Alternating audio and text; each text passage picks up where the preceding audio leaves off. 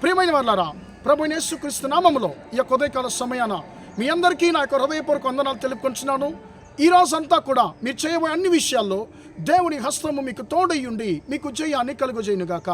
ప్రియులారా, దేవుని మహాకృపను బట్టి మనము యొక్క 2025 సంవత్సరాన మనము మొదటి 6 నెలలు మనం గడచి రావడానికి దేవుడు సహాయం చేశాడు.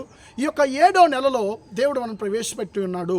ఇంతవరకు నడిపించినటువంటి దేవుడు ఈ నెలలో కూడా మనం నడిపించునుగాక. ప్రియమైన దేవుని బిడ్డలారా, యెహోషువ గ్రంథము 21వ అధ్యాయము 44వ వచనము ఇలా సెలవిస్తుంది.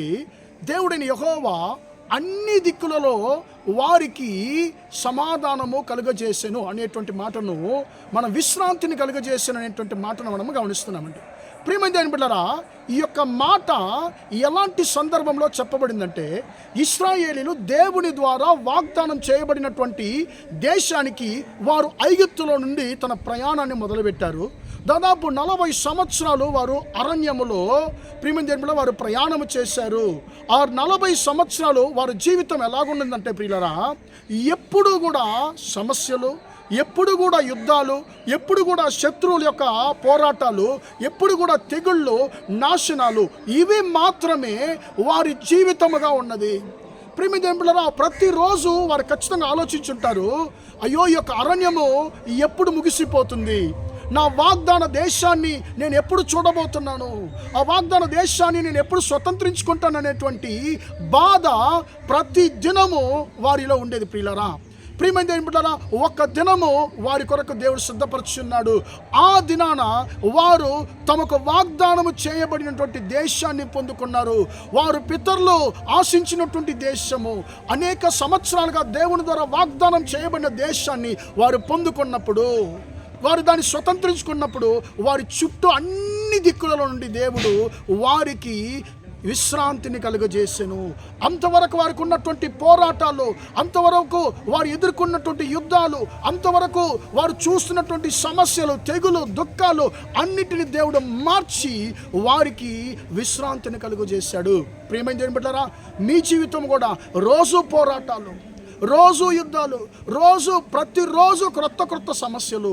అమ్మయ్య ఒకటి అయిపోయింది అని చెప్పి మనం నెమ్మది పడేలోపు ఇంకొక సమస్య వచ్చేస్తుంది, ఒకటి వెళితే ఇంకొకటి వస్తుంది, నేను అసలు ఏం చెయ్యాలి అనేటువంటి పోరాటము మీ జీవితంలో ఉన్నట్లయితే ఈ మాట దేవుడు మీతో ప్రవచనంగా మాట్లాడుతున్నాడు. నా కుమారుడా, నా కుమార్తె, ఈ నెలలో నిన్ను వెంటాడుతున్నటువంటి ప్రతి ఒక్క యుద్ధాలకు, ప్రతి సమస్యలకు, ప్రతి కీడుకు నేను అంతాన్ని కలిగించబోతున్నాను, నేను వాటికి ముగింపు కలిగించబోతున్నాను. ఇక నీ జీవితంలో యుద్ధం ఉండదు, ఇక నీ జీవితంలో సమస్యలు, నీ తెగుళ్ళు ఉండవు.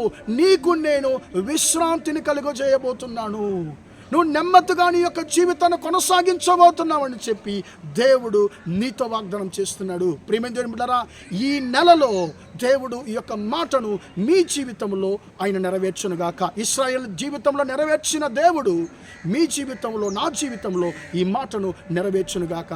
Praise the lord. ప్రార్థన చేద్దామా? ప్రేమగల మా తండ్రి, దయగల దేవా, ఇంతవరకు తండ్రి యొక్క మాటలు విన్నా మీ బిడ్డలు మీరు దీవించండి, ఆశీర్వదించండి అయ్యా.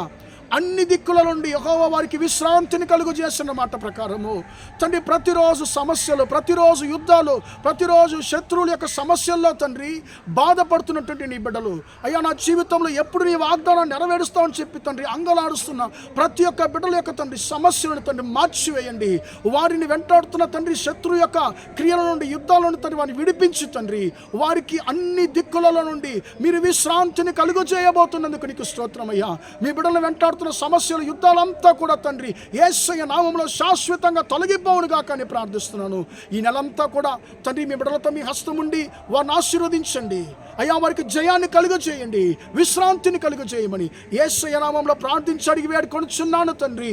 ఆమేన్, ఆమేన్. ప్రియమైన వాళ్ళరా, దేవుడు మిమ్మల్ని దీవించి ఆశీర్వదించునుగాక. Praise the Lord, praise the lord.